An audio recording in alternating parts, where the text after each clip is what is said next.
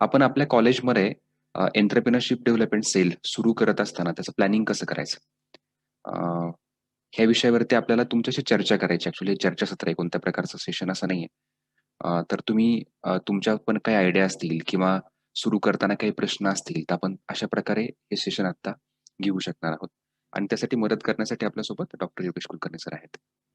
तर आत्ता गेले मला वाटतं की 15-20 दिवस झाले.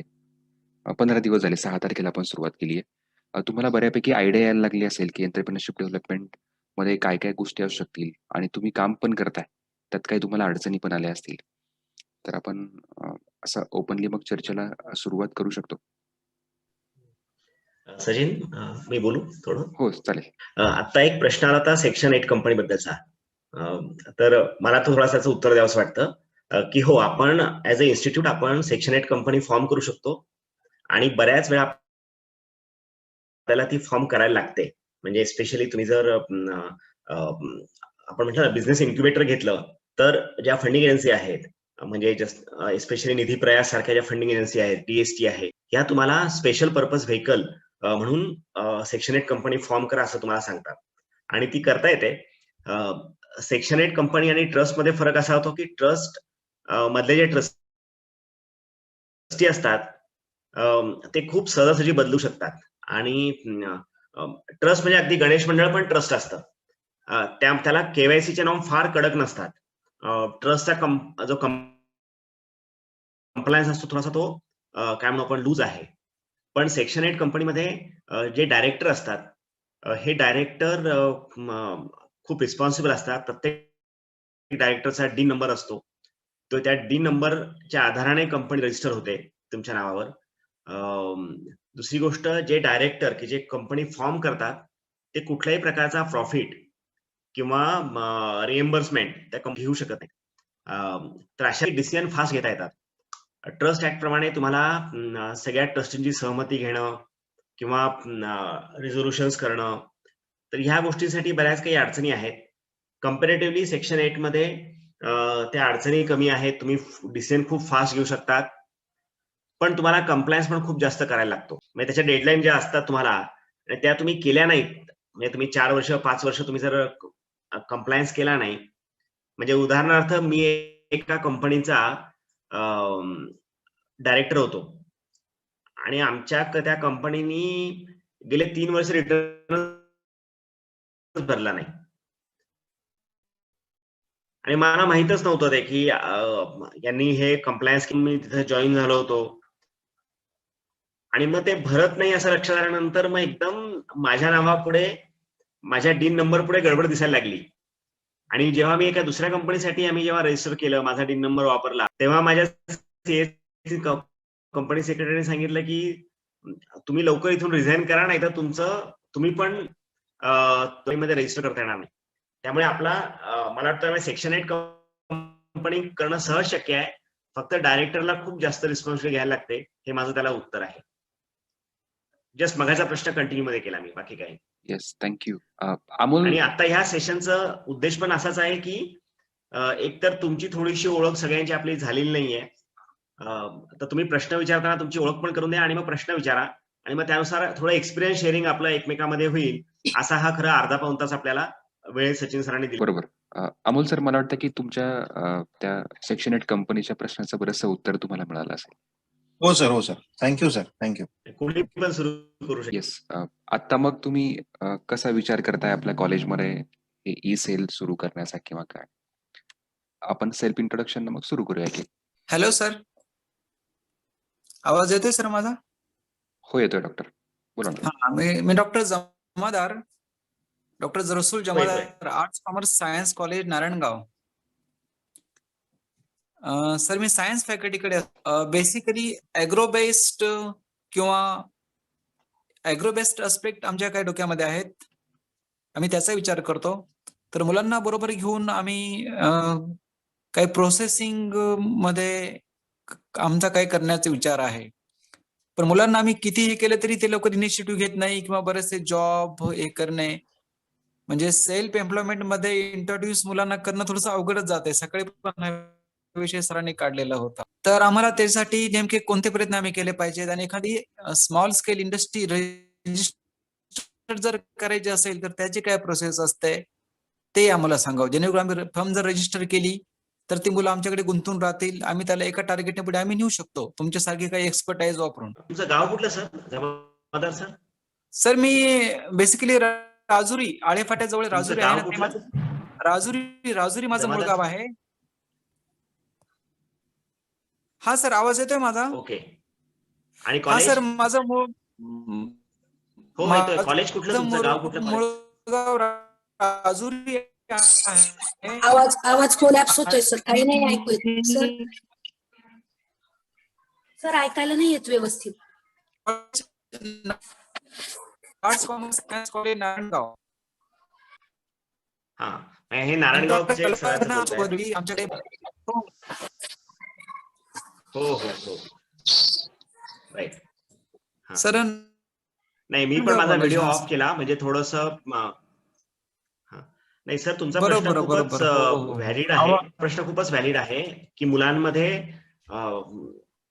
काय म्हणू आपण, स्वतःहून काही करायची इच्छा राहत नाही आणि याचे बरीच कारणं आहेत. म्हणजे अगदी कसं होतंय की आपण मुलांना पहिलीपासून 10वी 12वी मार्क्स मिळवा किंवा आपण म्हणतो ना पुस्तकातनं शिक्षण, मार्क मिळवण्यासाठी शिक्षण, अशा प्रकारे आपण त्यांना एका प्रकारे आपण त्यांना ट्रेनिंग देतो आणि नंतर आपण त्यांना म्हणतो की तू आता काहीतरी एखादा कोर्स घे किंवा आमच्या सेलमध्ये ये, एडीपी सेलमध्ये ये आणि उद्योजक हो 6 महिन्यामध्ये. तर तसं होत नाही ते. त्या मुलांमध्ये जी उपक्रमशीलता आहे ती अगदी लहानपणापासून जोपासावी लागते, तरच तो धडपडपणा करायची वृत्ती तयार होते. तर त्यामुळे तुमचं निरीक्षण अगदी बरोबर आहे की मुलांमध्ये काय म्हणून आपण की बरेच मुलांमध्ये ती उपलब्ध नसते आणि काही मुलं असतात म्हणजे ज्यांच्यामध्ये एनर्जी असते खूप, कदाचित ते कॉलेजमध्ये कमी राहतात, बाहेर जास्त राहतात, अशी जी मुलं असतात त्यांच्यामध्ये एनर्जी असते आणि ते नॅचरली या गोष्टी शिकतात. आणि त्यांच्यासाठी आपल्याला जर अशी काही व्हेकल देता आली की नाही बाबा ही आमची ऑर्गनाइज कंपनी आहे किंवा ही एक हा उद्योग आहे, हा उद्योग घ्या आणि तुम्ही चालवा, की जसं पूर्वी क्रेडिट सोसायटी असायची किंवा शाळेमध्ये ते वस्तू भांडार असायचं की हे आम्ही मुलांना दिलेलं आहे. आमची एक चिखलगावची शाळा आहे, लोकसाधना विद्यालय चिखलगाव, दापोली जवळ. तशी रिमोट मधली शाळा आहे, पण त्या शाळेने काय केलंय की त्या शाळेने शाळेची सगळी स्टेशनरी ही आणून विकण्यासाठीचा व्यवसाय हा त्या मुलांना करायला दिलेला आहे.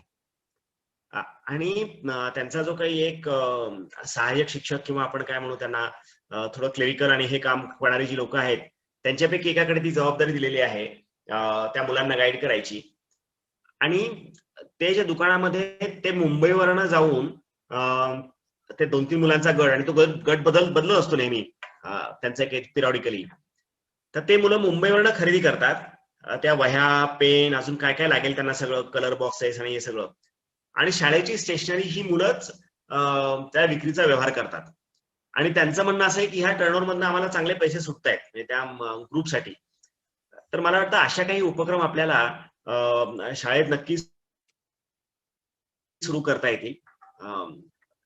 तुम्ही जर छोटी फर्म रजिस्टर केली, जसं प्रायव्हेट, मग कोणी प्रायव्हेट लिमिटेड म्हटलं किंवा एमएसएमई खाली घेतलं, खरं एलएलपी करणं हा सगळ्यात सोपा मुद्दा आहे. म्हणजे की लिमिटेड लायबिलिटी पार्टनरशिप सारखं काहीतरी करणं हा सगळ्यात कमी खर्चाचा आणि पटकन सुरू होणारा पर्याय आहे. तर तो वापरून मला वाटतं असा छोटासा व्यवसाय करायला संधी देणं हे सहज शक्य आहे. म्हणजे मी साधारणपणे माझ्या विद्यार्थ्यांच्या व्यवसायामध्ये ऍडवायझर म्हणून किंवा असा मी रोल घेतो की म्हणजे त्यांना आपलं नावही वापरता येतं, कस्टमरलाही लक्षात येतं की अरे हे कोणी असेच मुलं नाहीये, त्यांच्या पाठीमागे कोणीतरी गाईड करणारा आहे त्यांना. आणि आपला पण त्या मुलावर लक्ष राहतं की तो खरंच नीटपणे काम करतोय की नाही. तर अशा प्रकारे आपल्याला हे नक्की करता येणं शक्य आहे म्हणजे आणि केलं पाहिजे ते. म्हणजे मग त्याच्यातून मुलांना नक्कीच थोडंसं पाठबळ मिळतं. सचिन पुढे अजून. जमादार सर, तुम्हाला प्रश्नाचं उत्तर मिळालंय का? हो सर, हो सर. काय होतंय सर, अजून एक शंका अशी होती की जेव्हा बिझनेस एखाद्या मुलांनी आपण जमादार सर, तुमचा सप्लाय आवाज खूप ब्रेक करतात होतोय. आणि तुम्ही तो वरची टाईप करून लोक टाकाल का क्वेश्चनचा आवाज खूप ब्रेक होतोय. Okay sir. सर तुम्ही चॅटमध्ये क्वेश्चन लिहा. हा, तुम्ही चालेल टाईप सर. करून टाका. तोपर्यंत आपण अजून कोणाची तरी ओळख करून घेऊ, कोणाची तरी येस. बोलूया. चालेल सर, चालेल. Okay sir. हा, तुम्ही टाईप करून टाका प्लीज. फक्त मी आपण बोलू त्याच्यावर. सर मी इंट्रोड्यूस करू शकते? हा, नेक्स्ट कोण आहे? हा प्लीज. हो, बोला ना. हा, नमस्कार सर. आम्ही कावेरी कॉलेजमध्ये सर मी शिकवते आणि Kaveri college of arts, science and commerce असे तिन्ही स्ट्रीम्स आहेत आपल्याकडे. आणि कॉमर्स सेक्शनला मी रिप्रेझेंट करते. मी गेले 2016 पासून KEDC म्हणजे कावेरी एंटरप्रेन्योरशिप डेव्हलपमेंट सेल असं पाहत होते.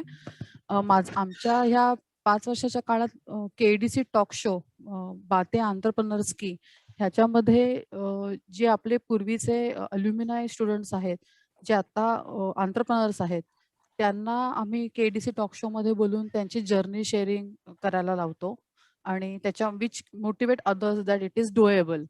त्याच्या व्यतिरिक्त जे कन्सल्टन्सीमध्ये आहेत किंवा सक्सेसफुल एंटरप्रेन्योर्स आहेत त्यांना बोलवतो आणि एक्झिबिशन भरवतो किंवा दिवाळीच्या सीझनमध्ये किंवा गणपतीच्या सीझनमध्ये मुलांचे स्टॉल्स भरवतो. अशा प्रकारच्या काही ऍक्टिव्हिटीज केल्या आहेत. पण ॲट लार्ज हा जो फुटफॉल आहे ना सर, KEDC जेव्हा मी सुरुवात केलं तेव्हा मुलांना रजिस्ट्रेशन करायला लावलं होतं की how many of you would like to become part of दिस.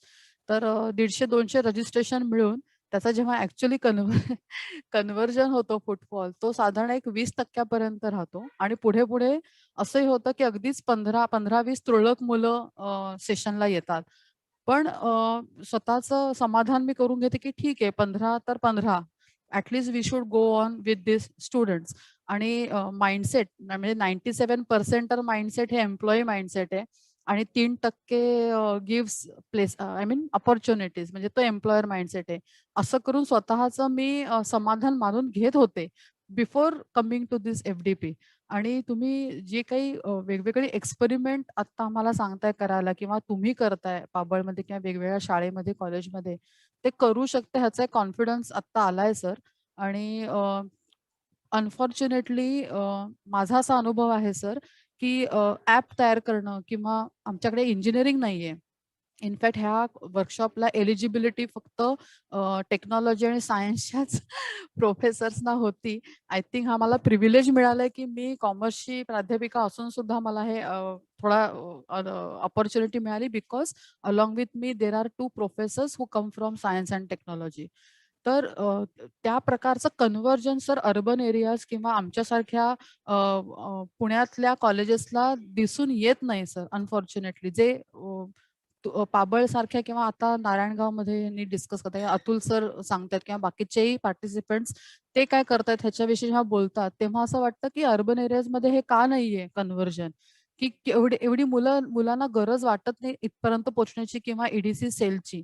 आता आमच्या कॉलेजला 15 वर्ष होत आहेत, पण गेल्या 15 वर्षात I think hardly there are some 15-20 students who turn out to be entrepreneurs. तर मी एक्झॅक्टली काय करावं जेणेकरून कॉलेजचाही आणि मुलांचाही जास्तीत जास्त फायदा होईल, ह्याच्यासाठी मला माझा हा अनुभव आहे की 2 प्रकारची लोक 100% उद्योजक होऊ शकतात. त्यातला एक असतो की ज्याच्याकडे काहीच नाहीये, म्हणजे काही नाही, त्याला गमावण्यासारखं काही नाहीच आहे. म्हणजे त्याचा उद्योग उद्या बंद पडला तरी तो ज्या स्टेजला आहे त्या स्टेजला असेल. म्हणजे ज्याच्याकडे काहीच नाही हा उद्योजक नक्की होऊ शकतो, कारण त्याला फक्त पुढे जायचंय. आणि एकदम ज्याच्याकडे खूप काही आहे की ज्याला फार थोडंफार नुकसान झालं तरी काही फरक पडत नाही, म्हणजे जसा अंबानीचा मुलगा आहे की एखादी कंपनी सुरू झाली बंद पडली काही फरक पडत नाही. पण अगदी अजून कोणी मोठा श्रीमंत पैसेवाला असेल तर तो ती रिस्क घेऊ शकतो. गडबड कुठे होते माहितीये का, जे मध्यमवर्गीय असतात ना, म्हणजे शहरामधली अडचण अशी येते की शहरामध्ये आपला मध्यमवर्ग बऱ्यापैकी वाढत चाललाय आणि मग ह्या मध्यम वर्गाला जे त्याच्याकडचं असतं ते गमावण्याची खूप भीती असते, की जे काही कमवलेलं आहे कष्टाने खूप मेहनत करून तर ते गमावणं हे त्याला परवडत नाही किंवा ती मानसिकता होत नाही, ती स्टॅबिलिटी सोडायचा, आणि म्हणून तो रिस्क घ्यायला घाबरतो. त्यामुळे मी असा प्रयत्न करतो की एखाद्या मुलाची आर्थिक परिस्थिती समजा जर बिकट आहे किंवा काय म्हणतो ना खरंच कष्टदायक असेल, तर त्याला जे काही सर्व्हायव्हल वेजेस मिळणार असतात किंवा सुरुवातीला पगार मिळणार असतो, आपल्याला काहीतरी सपोर्ट स्ट्रक्चर त्याला क्रिएट करून कुठेतरी त्याची आपल्याला गरज भागवता आली की तो सर्व्हाइव्ह होऊ शकेल, तर तो नक्की काही दिवसामध्ये म्हणजे तर आपण थोडे काळ सर्व्हायव्हल सपोर्ट दिला तर तो उद्योजक व्हायला लागतो किंवा तो व्यवसाय करून पुढे जायला लागतो. तर त्या ठिकाणी आपली क्रिएटिव्हिटी येते, म्हणजे आपलं नेटवर्किंग येतं. अरे याला पार्ट टाइम काम देतोस का, याला व्यवसाय करायचा आहे, याला आणि त्या विद्यार्थ्याला तुमच्याविषयी कॉन्फिडन्स वाटणं की हा माझ्यासाठी धडपड करतो व्यवसाय करण्यासाठी किंवा माझं काय म्हणतात ना माझं भलं करण्यासाठी हे प्रयत्न करतायत, माझ्यासाठी 10 वेळा धडपड करतायत. तर हे दोन्ही गोष्टी आपल्याला जर करता आल्या तर आपल्याला अशा सक्सेस स्टोरी जनरेट करता येतात. आणि आपल्याला ज्या सक्सेस स्टोरी जनरेट करता आल्या तर मग त्या आपल्याला जास्तीत जास्त करून लोकांपर्यंत काय म्हणू आपण त्याला, त्याचा प्रचार करता येतो की अरे बघा हे असं झालं. सुरुवातीच्या काळात थोडा वेळ लागतो हे व्हायला. म्हणजे विज्ञानाश्रमाकडे आता आम्ही इतक्या वर्षापासून काम करतो आहोत ह्या क्षेत्रामध्ये, त्यामुळे कदाचित लोकांना माहित झालंय, लोक आमच्याकडे येत आहेत. पण आमचा पण आता पण कोणी विद्यार्थी आला तरी आमचा बघायचा उद्देश असा असतो की उद्योग करणं सुरू खूप सोपं नाहीये. म्हणजे उद्योग सुरू करताना तुम्ही बघितलं ना खूप अडथळे आहेत. पहिल्यांदा फायनान्सचं बघायचंय, घरच्यांना समजून सांगायचंय, मग कस्टमर मिळवायचा आहे, कस्टमरला सर्व्हिस करायची आहे, सर्व्हिस दिल्यानंतर पैसे रिकव्हर करायचे आहेत, पैसे रिकव्हर केल्यानंतर त्या पैशातनं आधी सगळं भागवायचं आहे आणि पुढे व्यवसायाची नवीन संधी शोधायची आहे, व्यवसाय वाढवायचा आहे, त्यात कॉम्पिटिटर आहे, इतके व्हेरिएबल्स आहेत. आणि नोकरीमध्ये त्या मानाने व्हेरिएबल्स कमी आहेत, एक फिक्स पगार आहे. आणि आपण सगळे सायन्सचे विद्यार्थी आहोत, आपल्याला माहिती आहे की कुठलीही गोष्ट always take a path of least resistance, की ज्या ठिकाणी कमी रेझिस्टन्स आहे, कमी विरोध आहे, असा रस्ता लोक निवडतात. आणि त्यामुळे लोक नोकरीकडे जात आहेत, कारण की त्या ठिकाणी कमी रेझिस्टन्स आहे. व्यवसायामध्ये खूप रेझिस्टन्स आहे. ईडीपी सेलचं काम किंवा आपलं काम असं असणार आहे की अरे उद्योगाच्या क्षेत्र किंवा उद्योजकाच्या संधी निर्माण होणं ह्या मार्गामध्ये सुद्धा रेझिस्टन्स हा कमी असला पाहिजे, किंवा कमीत कमी त्याच्यातून खूप नुकसान होणार नाहीये, तू पूर्णपणे फेल होणार नाहीयेस किंवा तू काय खाली पडला तरी आम्ही आहोत, एवढा विश्वास मात्र त्याला द्यायला लागेल. मला वाटतं ते आपल्याला करायला लागेल. पण सुरुवात ही कमी पासून होणार, म्हणजे सगळे लोक उद्योजक होणार नाहीत. पण एक उद्योजक उभा राहिला तर आपल्याला खूप इतरही लोकांना उभं करता येतं. त्यामुळे त्या उद्योजकाला उभं करणं मला वाटतं हे आपलं खरंच कॉन्ट्रीब्युशन आहे. सर अजून एक प्रश्न विचारायचा आहे. Thank you so much. पण अजून एक प्रश्न विचारायचा आहे की जेव्हा तुम्ही सुरुवातीला हे काम करायचा निर्णय घेतला, हो हो तर तुम्हाला असं कधी वाटलं का की अरे आपल्याला खूप काही करायचंय पण समोरच्या माणसाला ते कळत नाही, उमजत नाहीये की आपण इथे आहोत, मग त्याच्याने तुम्ही कधी काय म्हणतात डिमोटिवेट झालात का? हा प्रश्न विचारायचा होता मला. किंवा तुम्ही कसं रेजिस्ट केलं? कशाला रिस्क कशाला केलं? I think over a period resist Vigyanashram कशाला केलं? की तुम्ही जेव्हा सुरुवात केलीत ना ह्या कामासाठी, तेव्हा जसं तुम्ही आता म्हणालात की कोणीतरी हँड होल्डिंग करायला मेंटॉर आपल्याला आहे आपल्या संस्थेत, हे जरी मुलांना लक्षात आलं किंवा स्वतःचा बिझनेस करणं हे it's not a short term goal, it is a big term. आणि तुम्ही स्वतःच्या जडणघडणीतनंच तुम्ही पुढे पुढे शिकत पुढे एंटरप्रेन्योर होणार आहात. तर आता ऍज अ एज्युकेशन इन्स्टिट्यूट आम्ही अवेअरनेस प्रोग्राम करतो आहे. जेव्हा तुम्ही तुमची सुरुवात केली हे तुम्ही निवडलात पर्याय किंवा संस्थेसाठी काम करायला सुरुवात केली, तेव्हा सुरुवातीच्या काळामध्ये तुम्हाला सुद्धा काही स्ट्रगलिंग फेस करावं लागलं का? ते मला विचारायचं होतं. आणि तुम्ही त्याच्यासाठी डिमोटिवेट न होता कसं काय you stick to your dream, हा प्रश्न आहे सर. हा नाही, खरं हे खूप नैसर्गिक झालं सगळं जे काही होतं ते. डॉक्टर कलबाग जे होते त्यांचं नेहमी म्हणणं असायचं की तुम्ही जर उद्योजकता शिकवता तर तुम्ही उद्योजकता पण प्रॅक्टिस केली पाहिजे, की तुम्ही उद्योजक आहात का.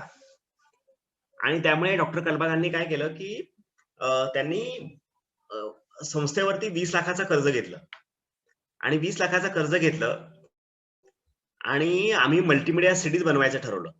Educational multimedia CDs Marathi, Hindi, English मधलं. आणि हे आम्ही 1999 मध्ये सरांनी कर्ज घेतलं होतं 1999 साली. ओ गॉड, म्हणजे आणि हा तेव्हा मी तुमचा जॉईन झालो प्रोजेक्ट, होतो. म्हणजे हा तुम्ही एक स्वतः हा प्रोजेक्ट हातात घेतला 20 लाखाचा, म्हणजे संस्थेने हा म्हणजे 20 लाखाचा. तर ते हा 20 लाखाचं ओ कर्ज घेऊन मला त्यांनी दिलं की हा अरे 20 लाखाचा आहेत आणि आता ह्या सिडीज बनवायच्या आहेत, ह्या मार्केटिंग करायच्या आहेत आणि ह्या मार्केटिंग करून हे लोन परत फेडायचं आहे. ग्रेट. आणि मी त्या कामासाठी माझी नेमणूक झाली होती. आणि मग त्याचं मार्केटिंग करणं, त्या सिडीज डेव्हलप करून घेणं, त्याचं सॉफ्टवेअर लिहिणं. पुण्यामध्ये एक वर्सावेर नावाची कंपनी होती, त्या कंपनीशी लायसन्सिंग करणं आणि मग त्याचे एजंट नेमणं, डिस्ट्रीब्युटर नेमणं. ऑफकोर्स माझ्याबरोबर माझे काही इतरही कलिग्स कामामध्ये होते मला, पण मी त्या प्रोजेक्टला लीड करत होतो. मी डेप्युटी डायरेक्टर होतो. तर आम्ही ते करत होतो. त्या सिडीज विकून आम्ही पहिल्यांदा मराठीमधल्या सिडीज आणल्या होत्या, मल्टीमीडिया सिडीज. त्या सिडी विकून आम्ही ते पहिले पैसे परत केले 20 लाखाचे. आता जेव्हा आम्ही असं जवळ जायला लागलो की आमचा आता लोन संपत आलाय, तर तेव्हा कलबाग आम्हाला नवीन प्रोजेक्ट दिसला की अरे इंटरनेट हे नवीन येऊ घातलंय आणि पाबळमध्ये इंटरनेट नव्हतं. तर पाबळमध्ये इंटरनेट मिळालं पाहिजे म्हणून आम्ही वायरलेस इन लोकल लूपचा प्रोजेक्ट घ्यायचं ठरवलं. आणि पण त्या गोष्टीसाठी सुद्धा डॉक्टर कलबागांचं म्हणणं होतं की अरे हे पण आहे, पण याचं पण बिझनेस मॉडेल करता येईल का? काय असेल बिझनेस मॉडेल? आणि मग आम्ही परत त्यासाठी आम्ही 17 लाखाचं लोन घेतलं. म्हणजे पहिलं लोन संपत आलं होतं, मग आम्हाला लोन घ्यायची सवय लागली. आणि मग आम्ही हे दुसरं लोन घेतलं. कर्जामधून कर्ज घेतलं आम्ही पहिलं क्या फेडत बात है. असताना. वाह. आणि मग दुसरं लोन घेतलं. मग आम्ही वायरलेस इन लोकल लूपचे केंद्र उभे केले. इंटरनेट सेवा गावागावांमध्ये आम्ही पोहोचवायला सुरुवात केली. आणि मग ते इंटरनेट कसं व्हायबल होईल, इंटरनेटमधून लोकांना सेवा कशा मिळतील आणि जे काही इंटरनेट केंद्र आम्ही सुरू करू ती व्हायबल कशी होती. तर हे सगळं करत असताना मला खरं बिझनेस मॉडेल काय, त्याला रिटर्न ऑन इन्व्हेस्टमेंट किती आहे, की मी 40,000 रुपयाचं कॉम्प्युटर घेतला, प्रिंटर एवढ्या रुपयाचा घेतला, मग त्यातून मी किती रुपयाच्या सेवा दिल्या पाहिजे, मग मला इंटरनेटचं बिलिंग किती येईल की ज्यामुळे मी माझे हप्ते फेडू शकेल. तर असा सगळा विचार माझा पण सुरू झाला. म्हणजे मी इंटरनेट किऑस्कला ट्रेनिंग पण देत होतो आणि त्यातून गोष्टी पण बघत होतो. मग आम्ही सर्व्हिसेस द्यायला सुरुवात केली की अरे इंटरनेटवर सेवाच नाहीयेत. मग इंटरनेट सेवा नाहीये म्हणून मग आम्ही इंटरनेटवर ॲक्वा नावाची वेबसाईट तयार केली. मला वाटतं माझ्या पहिल्या प्रेझेंटेशनमध्ये मी सांगितलं होतं त्यामध्ये की आम्ही ऑलमोस्ट ऑल क्वेश्चन आन्सर नावाची कंपनी फॉर्म केली मग, की इंटरनेटवर शेतकऱ्यांना सेवा देण्याच्या म्हणून. आणि मग काय झालं की एकतर आम्ही सेवा तयार करत होतो, आम्हाला नवीन टेक्नॉलॉजी हातामध्ये मिळाली, तिचा प्रसार करायचा. प्रसार करताना पैसे लागतात, मग ते पैसे मिळवले. भांडवल मिळाल्यानंतर कस्टमर मिळाले. कस्टमर सस्टेन झाला पाहिजे म्हणून आम्ही काही विचार करायला लागलो, त्यांना प्रमोट करायला लागलो. आणि हे करता करता कुठेतरी मला असं वाटतं की आम्ही म्हणजे माझा वैयक्तिक हा उद्योजकता शिक्षणामधला प्रवास सुरू झाला. आणि मग ऑफकोर्स कलबाग सर गेल्यानंतर माझ्या जबाबदाऱ्या वाढल्या. मग मी एकदम अशी कर्ज घेऊन कामं करायचं थोडंसं मी कमी केलं. थोडं कमी केलं याचा अर्थ असा की अजूनही आम्ही स्टार्टअप फॉर्म करतोय. अजूनही मी वेगवेगळ्या कंपन्यांमध्ये डायरेक्टर म्हणून जॉईन होतो. फक्त एवढंच आहे की ती कंपनी चालू झाली, मी एक 2-3 वर्षानंतर मी त्यातून बाहेर पडतो. की म्हणजे मला दुसरीकडे जाता येतं. तर मला असं वाटतंय की आपणही उद्योजक असलं पाहिजे. म्हणजे खरं सुरुवात आपल्यापासून होऊ शकते कधी-कधी, की आपणही असे काही म्हणजे माझे विद्यार्थी मला विचारतात ना, की तुम्ही एवढे एक्साइट होतात, बोलतात, तुम्ही प्रपोजल करताना किंवा कस्टमरशी मार्केटिंग करताना तुम्ही फार इन्व्हॉल्व्ड होतात. हां. पण मी असं म्हणतो, की तुमचा उद्योग हा माझा उद्योग आहे आणि मला मजा येते, की तुमचा उद्योग कसा वाढतो बघण्यासाठी. आणि तो एकदा वाढला, की मी बाहेर पडणार आहे कारण माझं काम ते नाही. माझं काम असं आहे, की परत नवीन उद्योग सुरू करायचा. ती माझी पॅशन आहे. तर मला असं वाटतं, की आपण सगळ्यांमध्ये ना तसं ती एकदा सवय लागली ना, की उद्योग मोठा करायचा आणि मग तो एका ट्रॅजेक्टरीच्या बाहेर गेला, की let's come back to new student. कारण आपल्याला शिक्षकांना तेच खरं म्हणजे मुलांमध्येच मजा येत असते. तर मला वाटतं, की माझा असा प्रवास झालाय. Thank sir. Thank for sharing sir. Very lot of nice. Learnings. Yes sir. Yeah. तर मला एक प्रश्न विचारायचा होता. Hello, am I audible? सांगा ना. हो, हो. नमस्ते सर. मी हो, सोनम बोला ना. गुजराती. हो. मी मेकॅनिकल इंजिनियर आहे, संजीवनी कॉलेज ऑफ इंजिनिअरिंग कोपरगाव. तर सर आमच्याकडे ऑलरेडी FD हे एंटरप्रेन्योरशिप डेव्हलपमेंटचं सेल आहे. पण काय होतं की जेव्हा मुलं आपल्याला अप्रोच होतात, तर तेव्हा ऑलरेडी मुलांकडे भरपूर आयडियाज असतात. पण होतं काय की फंडिंगच्या अभावी का मुलं टर्न होतात किंवा ते जॉब्सकडे जातात, तर ते कंप्लीट नाही करू शकत और त्यांना खूप ऑब्स्टॅकल्स येतात आणि ज्याच्यामध्ये त्यांना फंडिंग नाही प्रोव्हाईड झाली, तर मुलं टर्न होऊन जातात. तर मग असे जे ईडीपी सेल्स असतात कॉलेजच्या अंडरमध्ये, तर ह्याला काही फंडिंग मिळू शकतं का? कारण प्रत्येक वेळेस मॅनेजमेंट पण रेडी नसतं मुलांच्या प्रत्येक ह्याच्यामध्ये पैसे लावण्यासाठी. नाही, आपल्याला याच्यामध्ये ना खूप खरं क्रिएटिव्ह व्हायला लागेल म्हणजे हे करण्यासाठी. म्हणजे मी पण म्हणजे तुम्हाला तरी काही ग्रँड किंवा तुम्हाला फीज असं ते उत्पन्न असतं. विज्ञान आश्रमाला अशा कुठल्याच प्रकारचं उत्पन्न सोर्स नाहीये आणि आम्ही नॉट फॉर प्रॉफिट ऑर्गनायझेशन आहोत. आम्हाला लोकांच्या सपोर्टवर आम्ही अवलंबून असतो.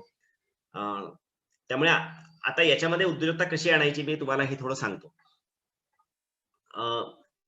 एक तर आता म्हणजे विज्ञान आश्रमाकडनं आम्ही बरेच प्रपोजल्स तयार करतो. आता हे प्रपोजल्स करत असताना म्हणजे तुमच्याकडे नवीन टेक्नॉलॉजी आहे, ही टेक्नॉलॉजी मला व्हॅलिडेट करायची आहे किंवा फील्ड टेस्ट करायची आहे. याला डिपार्टमेंट ऑफ सायन्स अँड टेक्नॉलॉजीचे तुम्हाला फंडिंग अवेलेबल असतं. मी तुम्हाला त्या साइट्स पण तुम्हाला त्याच्या लिंक्स पण एक मिनिट मला शेअर करता आल्या तर मी लगेच बघतो तुम्हाला. आता ह्या ज्या काही डीएससीच्या कॉल फॉर प्रपोजल असतात ना, हे तुम्हाला सारखे येत असतात आणि तुम्हाला बघायला लागतं की अरे आपण हे कॉल फॉर प्रपोजल्स मध्ये आपण अप्लाय करायचं का किंवा आपल्यासाठी सुटेबल आहे का आणि आपल्या कुठल्या विद्यार्थ्याची आपण त्या स्कीम मध्ये भाग घ्यायचा आहे. तुमचं इंजिनिअरिंग कॉलेज असल्यामुळे तुम्हाला हे सहज शक्य आहे. काय म्हणजे दिसतंय का माझी स्क्रीन? नाही सर अजून. शेअर होते. हां, आता दिसतंय. कॉल फॉर प्रपोजल दिसते ना? हां. हो, हो. आता बघा, आता तुम्हाला वेगवेगळ्या प्रकारच्या इथे स्कीम दिसतील तुम्हाला की एंटरप्रेन्योरशिप इन रेसिडेन्स किंवा NIDHI promoting accelerator young and aspiring technology entrepreneurs दिसतंय तुम्हाला इथे? हे सगळे जे काही हो, आहेत ना, हो. हो सर. हे सगळे प्रपोजल असतात आणि आणि आपले सगळे कॉलेजेस याला एलिजिबल आहेत. कारण आपले कॉलेजेस हे ट्रस्ट म्हणून तरी रजिस्टर्ड आहेत, सोसायटी म्हणून तरी आहेत, नॉट फॉर प्रॉफिट तरी आहेत किंवा प्रॉफिट मेकिंग कंपनी असेल तरी आजकाल यांना सगळ्यांना चालतं. तर एकतर आपल्याला ह्या सगळ्या लोकांची एकतर काय म्हणू आपण त्याला इथे आपण लक्ष ठेवलं पाहिजे की आपलं कुठलं आहे. मी सिम्पली काय करतो, माझी एक आयडिया तुम्हाला सांगतो की मी गुगलला अलर्ट लावलेले आहेत, फंडिंग अलर्ट, आयडिया कॉम्पिटिशनचे अलर्ट आणि ते गुगलमध्ये तुम्हाला अलर्ट लावता येतात. तर तुम्हाला त्याच प्रकारच्या न्यूज तुम्हाला त्याचा फीड तो तुम्हाला गुगल देतो आणि आपल्याला असे थोडेसे अलर्ट्स लावून ठेवले आपण आपल्याला, तर आपल्याला कुठल्या आयडिया कॉम्पिटिशन आहेत सध्या चालू किंवा उदाहरणार्थ महाराष्ट्रामध्ये काय म्हणून आपण स्टार्टअप साठीची एक त्यांचा एक फीडर असतो, मी तुम्हाला दाखवता येतं का ते पण बघतो. तर आपण थोडंसं आपल्याला ह्या संधी ज्या आहेत ह्या आपल्याला थोड्याशा एक्सप्लोर करून मुलांसमोर ठेवायला लागतील कॉम्पिटिशन मध्ये. मी परत माझी स्क्रीन शेअर करतोय, माझा ईमेल ओपन केलाय मी, दिसतंय तुम्हाला? होतंय सर शेअर. स्क्रीन शेअर होतीये. आता दिसतंय. आता मला ही महाराष्ट्र स्टेट इनोव्हेशन सोसायटीची ईमेल आहे. तुम्हाला त्यामध्ये ते इव्हेंट्स येतात सगळे आणि बघा आता हे फूड सीआय स्टार्टअप फूडचं काहीतरी सेशन वगैरे असं त्यांनी दिलेलं नाव. तर अशा प्रकारे त्यांचे काहीतरी न्यूजलेटर येतात. आपल्याला त्यांना ते साइन अप व्हायला लागतं की village capital future of work India 2010 last date काहीतरी दिलेलं आहे. आता हे आपल्याला अशा प्रकारच्या गोष्टी ज्या आहे प्रत्येक ठिकाणी बघा, I am Nagpur woman internship development program, तो ईडीपी तो गोष्ट वेगळी असेल, परंतु आता हे जे महाराष्ट्र स्टेट इनोव्हेशन सोसायटी आहे त्यांचं न्यूज लेटर आहे. अशा काही गोष्टींना आपल्याला थोडंसं सबस्क्राईब होऊन आपल्याला लक्ष ठेवायला लागेल की ही आयडिया कॉम्पिटिशन मध्ये कुठे आहे. सगळ्यात महत्वाचं म्हणजे तुम्ही जर पुणे विद्यापीठामध्ये असाल तर पुणे विद्यापीठामध्ये डिझाईन इनोव्हेशन सेंटरमध्ये छोटासा इनोव्हेशन फंड आहे.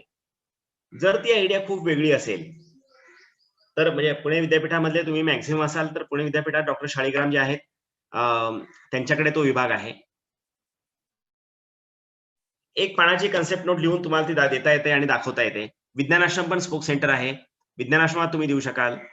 नाशिकमध्ये मराठा विद्याप्रसारक मंडळाचं जे आर्किटेक्चर कॉलेज आहे त्या ठिकाणी माझ्या मते सुवर्णा पाटील म्हणून प्रोफेसर आहेत, त्याचं काम बघतात, त्या आहेत. लोणी प्रवराला पण प्राध्यापकांचं नाव मला आता आठवत नाही पण मी सांगू शकेल तुम्हाला. तर असे आम्ही 5-6 सेंटर आहोत की ज्या ठिकाणी तुम्ही तुमची आयडिया घेऊन पटकन अप्रोच व्हा. म्हणजे तुम्ही माझ्याकडे आलात तर मी तुमची ऍग्रिकल्चर मधली, एनर्जी मधली, इंजिनिअरिंग मधली माझ्याकडे आला तर मी तुम्हाला सगळं सांगू शकेल की काय करू शकू आपण आणि तिला funding for prototyping, for proof of concept आपण देऊ शकू की नाही. जर बायोटेक्नॉलॉजी किंवा केमिकल मधलं किंवा अजून काही ऍडव्हान्स गोष्टी असतील समजा, तर विद्यापीठात शाळीग्राम सरांशी बोलायला लागेल. डिझाईन आर्किटेक्चर साठी काही असेल समजा, तर आपल्याला सुवर्णा पाटलांशी बोलायला लागेल. तर अशी ही एक्सपर्ट्स आहेत. टोरानगरचे सरांचं मला नाव आठवत नाही, पण आठवेल मला पटकन थोड्या वेळामध्ये.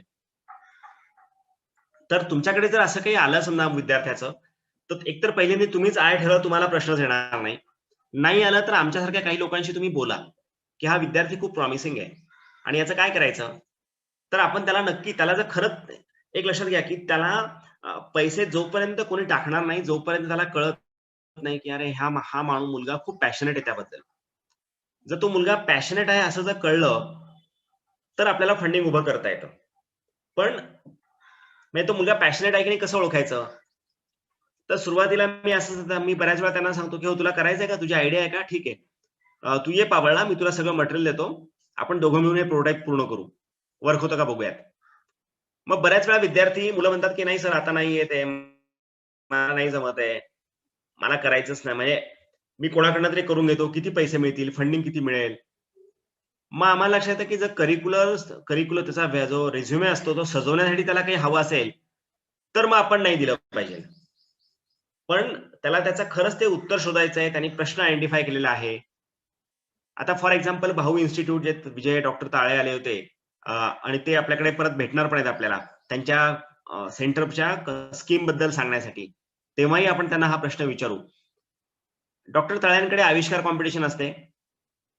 आविष्कार कॉम्पिटिशन मध्ये पहिले 3 एंट्री तर येतातच चांगल्या, पण ज्या मुलांच्या एंट्री चांगल्या आहेत त्या मुलांना आम्ही सांगतो की तुम्ही आमच्यापैकी काही लोकांशी, म्हणजे जे काही पहिले 10-15 प्रॉमिसिंग आयडियाज असतात की खरंच वाटतंय की ह्या मुलांना काहीतरी करायचंच आहे आणि दे आर पॅशनेट, तर त्यांना आम्ही सांगतो की तुम्ही आम्हाला अप्रोच व्हा, आमच्याबरोबर काम करा, आम्ही तुम्हाला ऑफर देतो म्हणून. नाशिकला DSIQ म्हणून आहे, सेम केस. तुमच्याकडे चांगली आयडिया असेल तर सुरुवातीला 50,000, 60,000, 70,000 रुपयापर्यंत अगदी सहजपणे इन्व्हेस्ट करायला लोक तयार होतात, जर त्याच्या आयडियामध्ये दम असेल तर, किंवा तो मुलगा पॅशनेट असेल तर. म्हणजे आयडिया खूप चांगली नाहीये, खूप इनोव्हेटिव्ह नाहीये, पण त्या मुलाला तो प्रश्न सोडवायचाच आहे, तरी सुद्धा आपल्याला पैसे उभे करता येतील. तर तुम्हाला असं कोणी मिळालं तर तुम्ही नक्की या आणि कुणाच तरी आपल्याला करेंट नक्की त्याला करून देता येईल. नक्की. Thank you sir.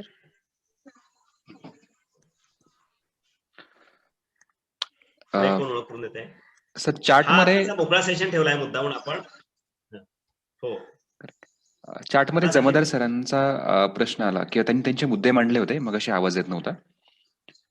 ते म्हणतात की most big firms not paid payments for our students who supplies raw material to them, thinking that nobody is behind them, can we stand with such student or register firm for legal protection like self help group. मला वाटतं की नाही तुम्ही नाही, नक्कीच, म्हणजे आपल्याला हे तर करता येतं. म्हणजे काय होतं ना, म्हणजे की त्या इंडस्ट्रीला पण असं वाटलं पाहिजे की अरे आपलं नाक कापलं जाणार आहे कुठेतरी. तर हे थोडंसं समजणं आवश्यक असतं. म्हणजे कधी कधी आपल्याला ते करायला लागतं. फक्त ते कसं आहे, आता मी डायरेक्टली कॉमेंट नाही करू शकत, कारण की का बरं त्यांनी पेड नाही केले पेमेंट. मी तुम्हाला उदाहरण देतो की आमच्याकडे पूर्वी इंजिनिअरिंग कॉलेजची मुलं प्रोजेक्ट्स करायला यायची. पुणे जिल्ह्यातच कॉलेज होतं इंजिनिअरिंग कॉलेजचं. मुलांनी प्रोजेक्ट केला, आम्ही त्यामध्ये काय म्हणतात ना, सगळं काम पाबळला केलं, तयार झाली, मग त्यांची वायवा होती, त्या मुलांना काम करताना आम्ही मदत केली, आणि मग शेवटचं थोडासा काहीतरी एक बाकीचं काम होतं की एवढंसं काम करायचं राहिलंय की आम्हाला ते वस्तू आमच्या उपयोगी पडेल. आणि पण त्यांची वायवा आली. वायवा आल्यानंतर आम्ही त्यांना सांगितलं की ठीक आहे, तुम्ही वायवा करून या. त्या मुलांनी फोटोग्राफ, त्यांचा व्हिडिओ वगैरे सगळा झाला. आता ही मुलं गेली. आता ही मुलं गेल्यानंतर कॉलेजमध्ये त्यांची वायवा झाल्यानंतर अपेक्षा अशी होती की परीक्षा संपल्यानंतर मुलं परत येतील आणि त्यांचं थोडंसं उरलेलं काम कम्प्लीट करतील. कारण काय झालं होतं की त्यांनी आमची त्यांनी जी कमिटमेंट दिली होती थोडीशी बाकी होती करायची, आणि आम्ही गुड फेथ मध्ये आम्ही त्यांना सर्टिफिकेट वगैरे सगळं दिलं होतं आम्ही, तुम्ही की हे तुमचं झालेलं आहे म्हणून, आता काम थोडंच काम बाकी होतं.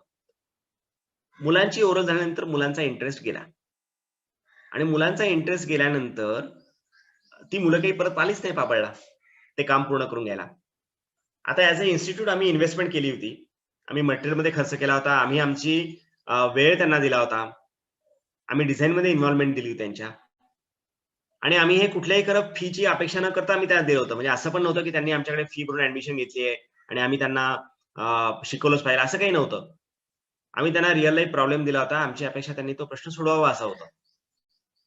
पण मग त्यांनी तसं नाही केलं आणि ती मुलं जेव्हा परत आली नाही, तेव्हा मग आम्हाला त्या कॉलेजकडनं मुलं आली की आम्ही आता त्यांना अशी कंडिशन घातली की तुमचा प्रोजेक्ट इथं वर्किंग झाला, रिपोर्ट आम्हाला मिळाला तरच आम्ही तुमचे पेमेंट परत करू, नाहीतर आम्ही करणार नाही, कारण आमचा वेळ जातो. आता अशी जर सिच्युएशन झाली तर आपल्याला प्राध्यापक म्हणून पण काही जबाबदारी घ्यायला लागते. म्हणजे विज्ञान आश्रमामध्ये आता सध्या मी कमीत कमी अगदी मागच्या आठवड्यातली तुम्हाला एक गोष्ट सांगतो. डसॉल्ट सिस्टम नावाची एक कंपनी आहे पुण्यामध्ये. सॉलिडवर्क्स म्हणून त्यांचं सॉफ्टवेअर आहे, मोठी कंपनी आहे. आमच्या कंपोस्टिंग साठीचं आम्ही जे काही सोल्युशन तयार केलं आहे, रॅक केलं आहेत, त्यांनी आम्हाला सांगितलं की तुम्ही आम्हाला ते सोल्युशन प्रोव्हाइड करा. आणि आमच्या एका विद्यार्थ्यांनी त्यांना कोटेशन तयार केलं. ते त्यांनी कोटेशन आम्ही त्यांना पाठवलं, त्यांनी ते ऍक्सेप्ट केलं, त्यांनी विज्ञान आश्रमाला पैसे पण दिले. त्या विद्यार्थ्यांनी ते काम पण पूर्ण केलं. तो विद्यार्थी मध्ये बदलला, दुसरा आला, त्यांनी त्याचं काम पूर्ण केलं. ते मशीन त्यांना दिल्यानंतर त्यांच्या लक्षात आलं की अरे ही क्वालिटी चांगली आहे, आम्हाला हवी तशी नाहीये. आता हवी तशी नाहीये म्हटल्यानंतर त्यांनी ते सांगितलं की हे तुम्ही मशीन परत करून करा, आम्हाला हे नकोच आहे. आता ह्या केसमध्ये काय झालं, ह्या केसमध्ये आम्हाला मध्ये इंटरव्हेन करायला लागलं आणि आम्हाला तो सगळा प्रोडक्ट हातामध्ये घ्यायला लागला. आता त्या केसमध्ये आता आम्ही सध्या ऍज अ इन्स्टिट्यूट आम्ही एक जवळजवळ आम्हाला एक 10,000 रुपये एखाद्या आम्हाला जास्त खर्च येईल त्यामध्ये. आम्हाला वेळ पण द्यायला लागला. पण आमचं आणि डसॉल्ट सिस्टीमचं रिलेशन व्हावं आणि त्यांचा आमच्यावर विश्वास होता की ते आम्हाला ऑर्डर देत आहेत आणि आम्ही मुलांना देतोय. आणि आमची टेक्नॉलॉजी पण आम्हाला फुल प्रूफ करायची. त्याच्यावरच मी पेपर लिहितो, त्याच्यावरच आम्ही रिसर्च म्हणून पब्लिश करतो. त्यामुळे तो आमच्या रिसर्च याचा पण भाग आहे, स्टडीचा पण भाग आहे. असं म्हणून आम्ही ती आता इन्व्हेस्टमेंट केली आहे. तर मला वाटतं की आपण त्या कस्टमरशी बांधील असो तर मला वाटतं प्रकल्प द्यायला, प्रोजेक्ट द्यायला कोणी आपल्याला मागे हटणार नाही. तिथे कुठेतरी आपल्याला त्याच्याबरोबर राहायला लागेल. त्यामुळे तुमचा मुद्दा बरोबर आहे की ती जो अग्रीमेंट आहे, ते अग्रीमेंट जर नीट असेल तर आपण we can take a legal stand. पण अग्रीमेंट काय होतं हे कन्फर्म केलं पाहिजे आणि जर अग्रीमेंट मधल्या गोष्टी डिलिव्हर झाल्यात की नाही हा पण महत्वाचा मुद्दा आहे. तर ते उत्तर आहे सरांच्या प्रश्नाचं, जमादार सरांच्या. Okay sir, thank you, very nice. अजून कोणाला कोणी पण आपण आज गप्पा मारायलाच थांबलेलो आहोत, कारण काय होतं नुसतं लेक्चर देणं हे बरोबर नाही. तुमच्याकडनंही काही गोष्टी शिकण्यासारख्या आहेत आम्हाला, त्यामुळे त्या पण कळल्या पाहिजे. अनुभव शेअरिंग पण व्हायला. सर मी बोलू का 1 मिनिट? जमादार सर बोला ना. आवाज येतोय सर? हो बोला. हा. तर सर सकाळी ज्या वेगवेगळ्या बिझनेसचा विषय व्यंकटेश सरांबरोबर झाला ना, त्यात मी माझे एक स्टुडंट माझं MSc झाला, MSc झुलॉजी. त्याला मी 2-3 ठिकाणी क्लासेस बरोबर टायअप करून दिलंय. तो लोणावळ्याला, शिरूरला, नारायणगावला आणि मनसरला 4 ठिकाणी गेस्ट लेक्चर म्हणून जातो. त्याला मी ट्रेन केला तसा अगदी FY पासून मी त्याला थोडंसं हेरलं फर्स्ट इयर पासून आणि त्याला स्टेज डेअरिंग थोडीशी वाढवली त्यामध्ये. तर तो आता 11 ते 12 लाख पॅकेज त्याला पर इयर मिळतं. दुसरा एक स्टुडंट आहे, तो MSc जेनेटिक इंजिनिअरिंग त्याने केलं. त्याला फूड रिसोर्सेस मध्ये इंटरेस्ट होता आहे, म्हणजे तो स्टुडंट आता. तर तो आम्ही जसं माउथ फ्रेशनर म्हणतो की नाही, तसे इम्युनिटी बुस्टर काही माउथ फ्रेशनरचे आम्ही फॉर्म्युले तयार केलेले आहेत आणि ते आम्हाला लॉन्च करायचे मार्केटमध्ये. इम्युनिटी बुस्टर म्हणून जशी बडीशोप असते, 2-3 पावडर्स त्यात मिक्स करून. आणि मी 2-3 मित्र जे माझे आहेत ते आम्हाला फंडिंग द्यायला पण तयार आहेत. 1-1 लाख रुपये, जर 5 लाख रुपये खर्च असेल, जसं मॅमनी मगाशी क्वेश्चन रेज केला, how can we generate the funding. तर माझे 5 मित्र आहेत, आम्ही 5 जण मिळून ते सुरुवात करू शकतो. 1-1 लाख रुपये घालून 5 लाख रुपये त्या स्टुडंटला देऊन आम्ही ती सुरुवात पण करू शकतो. पण कधी कधी भीती अशी वाटते की नेमकं स्टँड कसा करावा, नेमकी प्रोसेस कशी करावी, ही माझी शंका आहे. फंडिंगचा प्रॉब्लेम नाहीये, जागेचा प्रॉब्लेम नाहीये, स्टुडंट पण जेन्युइन काम करणारा आहे. How can we proceed. आम्ही पेटंटसाठी पण आता प्रोसेस करत आहोत. त्या तो फॉर्म्युला सात्विक फूडचं त्याला थोडंसं आम्ही टच दिलाय. सात्विक फूड मध्ये त्याने जेनेटिक इंजिनिअरिंग त्याने केलेलं आहे आणि आम्ही आता प्रोसीड करायचे विचारात आहोत. असं आता बोला सर. हो, खूपच छान चांगला प्रश्न आहे. आणि तुम्ही तुमचं म्हणजे मला माहिती आहे की तुम्ही सगळेजण ज्या तुमच्या सगळ्यांकडे अशा स्टोरी असणार आहेत विद्यार्थ्यांच्या सक्सेसफुली तुम्ही केल्या आहेत. आणि ह्या कोर्सचा उद्देश तोच आहे की आपल्याला हे ऍक्सेलरेट कसं करता येईल, की त्याचा आपल्याला पेस कसा वाढवता येईल. सगळ्यात पहिल्यांदा आपल्याला फंडिंग मिळवण्यासाठी ना सगळ्यात पहिल्यांदा तुम्ही स्टार्टअपला फंडिंग मिळेल का असा पण मागा एक प्रश्न आला होता. ऍक्च्युली नुसत्या आयडियाला कोणी पैसे देत नाहीत पटकन. नुसती आयडिया अगदी खूपच ती भारी असेल तर नुसत्या आयडियाला पैसे नाही. आयडियाला पैसे दिले जातात तेव्हा त्या मुलाचा प्रोफाईल बघितला जातं की अरे खरंच त्या म्हणजे इलॉन मस्क हा स्टॅनफोर्ड मध्ये पीएचडी करत होता म्हणून त्याच्या आयडियावर कोणीतरी विश्वास ठेवला. आणि मग त्यांनी त्याचं प्रोफाईल काय बघितलं की त्या इलॉन मस्कने बाबा व्यवसाय सुरू करायच्या आधी त्यांनी काहीतरी रेस्टॉरंट चालवलं होतं किंवा त्याच्याच घरामध्ये त्यांनी काहीतरी सुरू केलं होतं, क्लब सारखं काहीतरी सुरू केलं होतं. त्याने त्याचे सॉफ्टवेअर प्रोग्राम लिहायला सुरुवात केली होती आणि ते प्रोग्राम कोणाला तरी विकले होते. तर त्या मुलाचा प्रोफाईल काय हा खूप बघितला जातो की त्या मुलाने आधी काय केलंय, म्हणजे स्टार्टअपला इन्व्हेस्टमेंट करायच्या अगोदर. त्यामुळे आपल्याला पहिल्यांदा बघायला लागतं की त्या मुलाचा तो प्रोफाईल तयार होतोय का, की जसं तुम्ही आता सांगितलं की तुम्हाला काहीतरी मुखवास किंवा असं काहीतरी तयार करायचंय की माउथ फ्रेशनर तुम्हाला तयार करायचंय. आता आमच्याकडे एक माझी एक आता स्टुडंट आहे विज्ञान आश्रममध्ये कल्याणी नावाची, की ती युनिव्हर्सिटी मधनं केमिकल टेक्नॉलॉजी मधली इंजिनियर झालेली आहे. आणि तिला आता तिने पण तिची एक वेगळं तिच्याकडे रेसिपी आहे तिच्याकडे की ती वेगळ्या प्रकारचे लाडू बनवते, चिक्की बनवते आणि ते खूपच न्यूट्रिशियस आहेत, खूप हेल्दी आहेत, चांगलं आहे. आणि ती रेसिपी तिला गावातल्या महिलांबरोबर करून घेऊन तिला तिचा उद्योग उभा करायचा आहे. आता ती आमच्याकडे आली आहे, ती म्हणजे युनिव्हर्सिटी मधनं पासआउट झाली आहे. 60-70 हजार रुपये महिन्याचं तिला पॅकेज मिळालं होतं, तिने ते सोडलं. तिला फिनलँडला ऍडमिशन मिळाली होती एमटेक साठी, ती सोडली कारण तिला ह्या रेसिपीवर काम करायचं. आता ती जेव्हा फिनलँडला मिळालेली एमटेकची ऍडमिशन सोडते, ती जेव्हा युनिव्हर्सिटी मधून प्लेसमेंट जी मिळाली आहे 70 हजार रुपये पगाराची केमिकल इंजिनिअरिंग इंडस्ट्री मधली ती सोडते आणि तिला फूड मधल्या तिच्या रेसिपीवर काम करायचं आहे, एथनिक इंडियन फूडवर. ते म्हटल्यानंतर आम्ही पण लोकांचा इंटरेस्ट जागृत होतो लगेच. पण मग तिचं आता पॅशन ओळखायचं की खरंच बाबा तुला हे खरंच किती काळ करायचं, याच्यामध्ये खूप अडचणी आहेत. आम्ही तिला सांगितलं की बाई हा पहिल्यांदा 3-4 महिने उद्योग करून बघ एकदा कसा होतोय तो, तुझ्या पैशाने, थोड्याफार पैशामधून. मी तुला जागा देतो, मी तुला गॅस देतो, तुला मी कढाया देतो, 1-2 मुलं बायांना घेऊन बघ आणि त्या तुझे जे काही थोडेफार पैसे तिचे जे होते पॉकेट मनीचे, की पहिल्यांदा थोड्या रुपयाचं करून बघ. मग थोड्या रुपयाचं करून बघितलं, मग ते विकून बघितलं, मग त्याची एसओपी सेट केली आणि मग तेच पैसे आम्ही तिला फिरवायला लागले की ते तू त्यातला प्रॉफिट काढून नको घेऊ, पण आधी ते विकून बघ. आणि मग विज्ञान आश्रमाच्या रेफरन्स मधनं आधी विज्ञान आश्रमाच्याच काउंटरवर विकायला सुरुवात केली. आमच्या व्हिजिटर्सला आम्ही तिला एक्सपोज केलं. मग हळूहळू दुसऱ्या ठिकाणी पण ती जायला लागली बाहेर आणि आता गेले 3 महिने तिचा व्यवसाय चाललाय. ती आता जर आठवड्याला साधारणपणे 40-50 किलो लाडू विकते.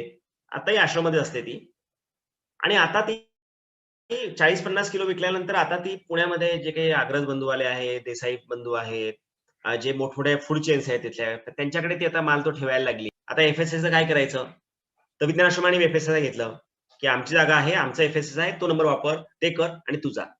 तिचा ब्रँड तिने एस्टॅब्लिश केला. तिने तिचा तो मी तुम्हाला त्याचे फोटोग्राफ्स वगैरे पण तुम्हाला मी टाकतो याच्या ग्रुपवर. तुम्हाला मला मी म्हणजे मला आता लगेच सापडणार नाही पटकन माझ्या स्क्रीनवर. सचिन सर आपल्या एखाद्या स्टेटस रिपोर्ट मध्ये असतील बघा तिचा फोटो दिलेला नोव्हेंबरच्या किंवा डिसेंबरच्या, तुम्हाला सापडला क्विकली तर पटकन बनवून स्टार्टअप म्हणून. तेव्हा तिच्याकडे कमीत कमी एक 2-1 हजार किलो लाडू विकल्याचा अनुभव असणार आहे. कमीत कमी 10-20 आउटलेट मध्ये माल विकल्याचा फीडबॅक असणार आहे. आणि आतापर्यंत आम्ही किती इन्व्हेस्टमेंट केली, तिला गॅस दिला जो आमच्याकडे होताच, आमचं कॉमन किचन मधला गॅस तिला आम्ही वापरायला दिला, मुलांचा गॅस दिला, जागा आमची होतीच, तिथेच ती काळजी घेतली गेली. खूप कमी इन्व्हेस्टमेंट मध्ये तिने स्वतःचे पैसे टाकून, म्हणजे काही मी म्हणेल काही 1000 रुपये, म्हणजे 10,000 पण नसतील, काही हजाराच्या आतमधल्या रुपयांमधून व्यवसाय सुरू झाला आणि तो आता तो कमीत कमी मी म्हणेल की महिन्याला आपल्या आठवड्याला साधारणपणे 20-25-30 किलोचं पुण्यामध्ये विक्री होते. आता हे जे काही आहे ना, हे मग तिचा ट्रॅक रेकॉर्ड तयार होतो आणि मग तिला इन्व्हेस्टमेंट मिळते. आणि आपण हा जर ट्रॅक रेकॉर्ड नाही केला की तिच्या अकाउंटमध्ये पैसे ती जमा करते आहे, दिसतोय सेल किती झालेला आहे, लोकांना चव आवडली त्याचे डॉक्युमेंटेशन आहे, आम्ही आता काल 8,000 रुपये भरून ती नाफारीमधनं टेस्ट करून घेते की याची न्यूट्रिशन व्हॅल्यू नक्की किती आहे. तर हे आपल्याला सगळं गायडन्स तिला करायला लागतो आणि मग आपल्याला इन्व्हेस्टमेंट मिळता येते. तर इन्व्हेस्टमेंट मिळते, पण आपण काहीतरी सुरुवात केली आहे का हे दाखवायला लागतं. हा माझा मुख्य मुद्दा आहे. त्यामुळे तुमचा मुखवास आहे ना, तुम्ही नक्की सुरुवात करा. थोडा सर्व्हे करू, सॅम्पल करू, पेटेंटिंगसाठी अप्लाय करा. प्रोव्हिजनल पेटेंट 1500 रुपयामध्ये फाईल करता येतं. म्हणजे आम्ही असं केलंय की आपल्याला आपलाच पेटेंट ऍप्लिकेशन भरला पाहिजे. फार अगदी कोणी अटर्नी लागत नाही. नंतर आपण अटर्नीची मदत घेऊ. पुणे विद्यापीठातलं जे सेल आहे त्याची पण मदत घेऊ. परंतु सुरुवातीला माझी बेसिक आयडिया आहे, माझं प्रोव्हिजनल पेटेंट फाईल करून टाकूयात. पुढे काय करायचं ते नंतर बघू. मला वाटतं असा थोडंसं आपण विद्यार्थ्यांना शिकवलं तर आपल्याला पटकन पुढे जाता येईल. आणि एकदा तुमचा सुरुवातीचा अनुभव असेल की माझी आयडिया खरंच वर्केबल आहे, मी त्यातला पॅशनेट आहे, हे म्हणजे आता कल्याणीला जेव्हा हे लोकांना कळेल की तिने इतके किलो लाडू विकलेत, इतक्या ठिकाणी तिचे सेल काउंटर आहेत, या मालाला असा ऍक्सेप्टन्स आहे, तिचे न्यूट्रिशनल व्हॅल्यू अशा आहेत, मग तिला इन्व्हेस्टमेंट नक्की मिळणार. हा सर, मी शोधतोय. नोव्हेंबर डिसेंबर मध्ये तरी फोटो नाही सापडला मला. नाही ठीक आहे ना, आपण नंतर शेअर करू ग्रुपवर. आपण परत भेटणारच आहोत. म्हणजे ही काही घरची अजून एक क्वेश्चन मध्ये अजून एक क्वेश्चन दिसतोय. चॅट मध्ये क्वेश्चन आहे का कोणाचा सचिन? दीपा साठी मॅडम आहेत doctor. What is the brand? Okay. नाही, सी बेसिकली तुम्हाला FSSAIचं लायसन्स, तुम्ही 2.5 लाखाच्या खाली असाल तर तुम्हाला फक्त FSSAIचं लायसन्स तुम्हाला घ्यायला लागतं, की तो तुम्हाला नंबर लागतो, तो तुम्हाला आवश्यक आहे, ते घ्यायला लागतं. ते ऑनलाईनही मिळतं. साधारणपणे 45 दिवसामध्ये तुम्हाला ते मिळतं अप्रुव्हल. आणि तुम्हाला करता येतं. खूप प्रोसेस सोपी आहे त्याची, म्हणजे ते लायसन घेण्याची. मला वाटतं काही 300 रुपये काहीतरी खर्च येतो त्या. ऑनलाईन करता येतो. विज्ञान आश्रमाचा एक माझी विद्यार्थी आहे, तो त्याची कन्सल्टन्सी फर्म चालवतो फूड टेक्नॉलॉजीची. तर तो पण बऱ्याच लोकांना, म्हणजे आम्ही तर त्याला सांगतो की तूच करून दे कोणाचं लायसन काढायचं असेल तर, कारण त्याला ते आता कीवर्ड्स वगैरे सगळे माहीत झालेत. त्यामुळे तो लायसन काढून देतो. मग त्यामध्ये नॉर्म्स आहेत काही त्याचे, की तुमची जागा स्वच्छ असली पाहिजे, तुम्ही असं केलं पाहिजे वगैरे वगैरे. आणि तुम्ही त्या जागेचा ओनर कोण आहे किंवा त्या युनिटचा ओनर कोण आहे त्याचा फोटो येतो. तर तशी ती सिंपल प्रोसेस आहे. म्हणजे FSSAIचं लेव्हल 1चं लायसन नॉट बिग डील, सहज मिळू शकतं आपल्याला. आणि जेव्हा हे सुरू करतात तेव्हा त्यांना काही खूप मोठं लायसन नकोय, त्यांना छोट्या प्रमाणात काम करायचंच लायसन पाहिजे. त्यामुळे ते सहज मिळवता येतं. ब्रँड आपलाच तयार करायचा आहे, त्यामुळे ब्रँडची पण हे होत नाही. कारण ब्रँड एवढं आहे की त्याचं ब्रँडचं डिझाईन मात्र चांगलं करायला लागतं. म्हणजे डिझाईन म्हणजे तो हे कसा व्हायला पाहिजे, काय त्याला म्हणतात ना, म्हणजे तो दिसला लुक अँड फील कसा असला पाहिजे त्या ब्रँडचा, हे आपल्याला बघायला लागतं. Yes, correct. आता अजून कोणाकडे काही प्रश्न आहेत का? आपली वेळ तर झाली पण हरकत नाही, तुमचे प्रश्न महत्वाचे आहेत. 1-2 प्रश्न आपण फार तर घेऊ शकू अजून. सर, मी नानाजी दुर्गे बोलतोय. सर, हा फिजिक्स सब्जेक्ट असा आहे सर, पार्टली म्हणजे हा टेक्निकली पण नाही आहे, खूप थेरॅटिकल आहे. हॅलो सर, माझी स्क्रीन दिसते का? हा बोला. हा येस, दिसते का तुम्हाला आता? सहृदय. हो सर. हो सर, दिसते. आता हे त्या मुनिंगा बारचं मी तुम्हाला सांगितलं, न्यूट्रिशन बार. त्याचं पॅकेजिंग वंडरफुल. ते मी ते सांगितलं तुम्हाला. अजून एक दाखवतो मी तुम्हाला. म्हणजे आता हे सचिन सरांचा अजून एक उद्योग त्यांनी जे केला होता ना, त्या म्हणजे हे आमचं या लॉकडाऊन मध्ये मला वाटतं कोणीतरी श्री गणेशा फूड म्हणून एकाने व्यवसाय सुरू केला होता. त्यांचं हे आहे, हे लॉकडाऊन मध्ये सुरू केलेलं आहे. त्यांचं पोस्टर आहे, आमचाच कोणीतरी विद्यार्थी EDPC प्रोग्रामचा तिथे. तर अशा प्रकारचं आता हे जस्ट बिगिनर्स आहेत. मुखेकर म्हणून आहे, प्रतिभा मुखेकर म्हणून आहे चिखलीमध्ये. ओके. म्हणजे तर असं थोडंसं त्यांना जरा चांगलं डिझाईन करे बाबा, पॅकेजिंग चांगलं असलं पाहिजे, कागद चांगला वापर, पुण्यात या ठिकाणी पॅकेजिंगचे बॉक्सेस आण, असं थोडंसं आपल्याला मेंटरिंग त्यांना करायला लागतं. That's all. सर, एक प्रश्न होता, जेव्हा आपण फूड प्रोसेसिंग बद्दल बोलतोय, आता हे न्यूट्रिशन बार आपण म्हणतोय आणि क्लेम करतोय, तर अशा केसमध्ये अशा काही कमिटीज येतात की ते चेक करतात किंवा तो चेक करून घ्यावं लागतं का, की टेस्ट करून किती टक्के हो. प्रोटीन नाही, आहे नाही. ह्याच्यात परत असं? नाही, आपल्याला हे विद्यार्थ्यांना शिकवायला लागतं, की मी म्हटलं ना, की नाफारीमध्ये जाऊन म्हणजे त्यांची टिळक रोडला पुण्यामध्ये त्यांची लॅब आहे, टेस्टिंग लॅब आहे. तिथे एक 8,000 रुपये खर्च येतो. ओके. आता ओके सर. तो तो खर्च मात्र आपल्याला करायला लागतो. म्हणजे तो आणि खरं म्हणजे कसं आहे, की आपण कोणाचा तरी फोन चालू आहे फक्त. तर आपण काय केलं पाहिजे, त्याला थोडंसं आपल्याला रिसर्च ग्रँट किंवा अशा काही असतात प्रपोजल्स मधल्या. नॉर्मली आम्ही बाकीचे प्रपोजल्स करतो, रिसर्च प्रपोजल जे असतात आमचे, तर त्या रिसर्च फंडिंग मधनं आम्ही थोडंसं कधी कधी सपोर्ट करतो, हे टेस्टिंग करून घ्या, असं करून घ्या. तर मग त्यांनी काय होतं, की आता त्याला आमच्याकडे न्यूट्रिशन बार आहे म्हटल्यानंतर किती न्यूट्रिशन आहे आम्ही त्याच्यावर छापलेलं आहे. ऍक्च्युली ते कंपल्सरी नसतं करणं. याचं कारण असं आहे, की तुम्हाला इन्ग्रेडियंट्स माहिती आहेत. इनग्रेडियंट्स माहित असतील तर इनग्रेडियंट्स वरनं तुम्ही कॅल्क्युलेट करून सांगू शकता, की याच्यामध्ये काय काय गोष्टी कशा आहेत आणि काय काय तुम्हाला मिळणार आहे. That is also acceptable. तुम्ही तसं केलं तर, की इतके गहू आहे म्हणून एवढं असेल वगैरे वगैरे, असं पण करणं शक्य आहे. पण ते गणित असलं पाहिजे, ते गणित केलेलं असलं पाहिजे. म्हणजे नुसतं सेल्फ क्लेम नको. बरोबर आहे. आपण सगळे म्हणजे शिक्षक आहोत विज्ञानाचे, तर आपल्याला ते तसं करून आपण केलं पाहिजे. Best way is to pay the fee and get it tested from the laboratory for the nutrition analysis. That is the best thing. आणि ते करायला लागतं. स्टार्टअप साठी तुम्हाला फंडिंग हवं असेल तर तुम्हाला हे करायला लागतं. म्हणजे इनफॅक्ट आम्ही IIT शी पण संपर्क साधला आणि आम्ही असं म्हटलं, की आम्हाला न्यूट्रिशन म्हणून क्लेम करायचं आहे, तर त्याला आम्हाला न्यूट्रिशनली खरंच किती फरक पडतो आरोग्यावर हे पण आम्हाला व्हेरीफाय करायचं आहे. त्याला किती खर्च येईल, काय येईल, आम्ही त्याची पण माहिती आता काढतोय. त्याला थोडासा खर्च जास्त आहे आणि त्यात सगळ्यात महत्वाचं म्हणजे तुम्हाला एथिकल कमिटीची अप्रुव्हल घ्यायला लागतं.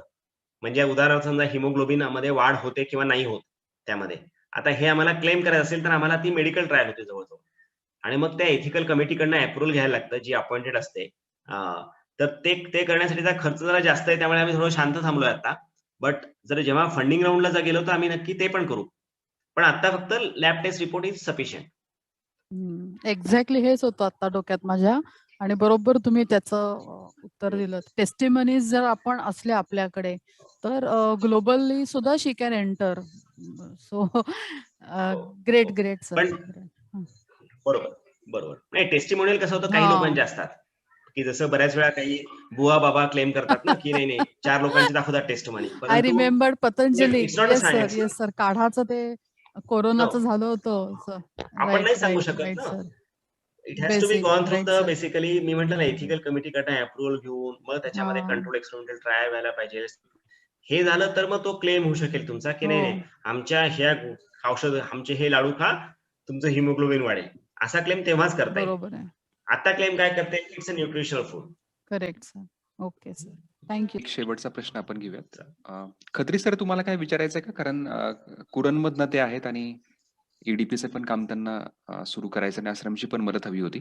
सर, तुमचा काय अनुभव असेल तुम्ही शेअर करू शकता. बरोबर आहे सर, बरोबर आहे. ऍक्च्युली आमच्याकडे जे लास्ट इयरचे मुलं असतात तर ते त्यांचे प्रोटोटाईप बनवतात, पण ते ऍक्च्युली पुढे काय होतात, त्याच्या पुढे काही स्टार्टअप वगैरे काही चालू करू शकत नाही. जसं एक्झॅक्टली मागे जे सरांनी सांगितलं की मुलं काय करतात आमच्याकडे, इव्हन तुम्हाला पण तो एक्सपिरियन्स आहे की मुलं येतात एवढं पुरतं करतात, नंतर त्यांचं सर्टिफिकेट वगैरे मिळालं की ते पुढे त्याच्यावर काम करत नाही. मग ते आम्हाला त्याची ते जे मुलांची जी वृत्ती तीच आम्हाला बदलायची आहे. काय होतं, आपल्याकडे मुलं अप्रोच होतात आणि त्यांचा जो प्रोजेक्ट जो असतो ना तो सुद्धा चांगला असतो. म्हणजे ते आपण त्याला जर पुढं जर बॅकअप दिलं सर तर ते पुढे आपण ते पेटंट पण बनवू शकतो. पण मुलं त्याचा विचार करत नाही. तर त्याचं आपण जर थोडंफार त्याच्यामध्ये आपण थोडं सहभाग घेतला अजून, म्हणजे जे तुम्ही म्हणता ते फंडिंगचं किंवा मार्केटिंगचं, तर त्या मुलांची सुद्धा म्हणजे ते स्टार्टअप स्वतःचे बनवू शकतात. मी एक्झॅक्टली तेच सचिन सरांना जेव्हा आमच्याकडे आलं होतं तेव्हा तेच सांगितलं होतं. सर ऍक्च्युली आमचं होतं इंजिनिअरिंग फील्ड असल्यामुळे न्यू टेक्नॉलॉजीमध्ये मुलं त्यांचं जे रिलेटेड जे प्रोजेक्ट असतात ते बनवतात, पण ते त्यांच्या त्या मर्यादित राहतात, त्याच्या पुढे त्याचं काही यूज होत नाही. तर मध्ये तुम्ही जे 2-3 अनुभव सांगितले त्याच्यामुळे मला तुमचं आन्सर मिळालेलं आहे आणि नक्कीच मी तुम्हाला सुद्धा इथे आमच्याकडे इन्व्हाइट करेन कॉलेजमध्ये. आणि त्यामुळे मुलांना जे आम्ही सांगण्यापेक्षा तुम्ही जे तुमचे अनुभव सांगता तर त्यामुळे मुलांना खूप फायदा होईल. तर बघूया आपण येत्या नेक्स्ट वीक किंवा जेव्हा तुम्हाला वेळ असेल तेव्हा आम्ही तुम्हाला इन्व्हाइट करू आणि आता आमचं कॉलेज पण चालूच होतोय, त्यामुळे आपण तो जो आपला उद्देश आहे तो सफल होईल. कारण आमच्याकडे ईडी सेल आहे. गेली 5-6 वर्ष आम्ही मिडकॉनचे प्रोग्राम पण घेतोय अल्टरनेट इयर्सला.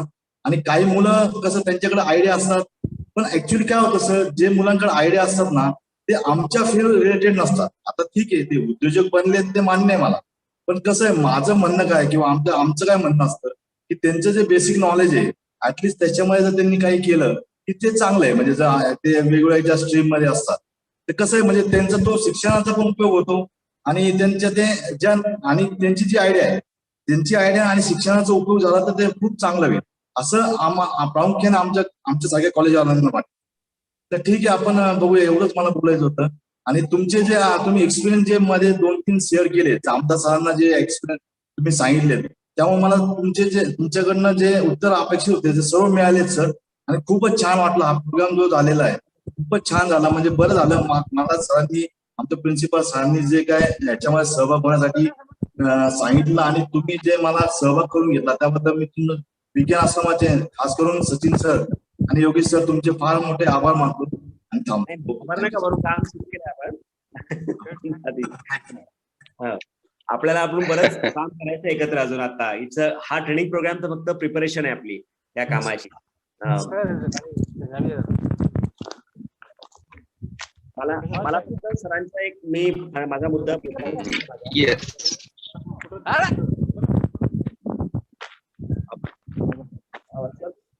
मला ना असा अनुभव आहे की या मुलांना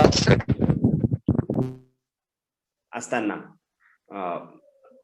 तर आपल्याला काय करायला लागतं मेनली, म्हणजे आम्ही पाबळमध्ये कसं करतो की एखादा टेक्निकल प्रोजेक्ट करायचा असेल समजा, तो त्या मुलांच्या 6 महिन्याचा 4 महिन्याच्या इंटर्नशिप मध्ये किंवा त्यांच्या काय म्हणून आपण अकॅडमिक्स मध्ये ते शक्य होत नाही, पूर्ण होत नाही.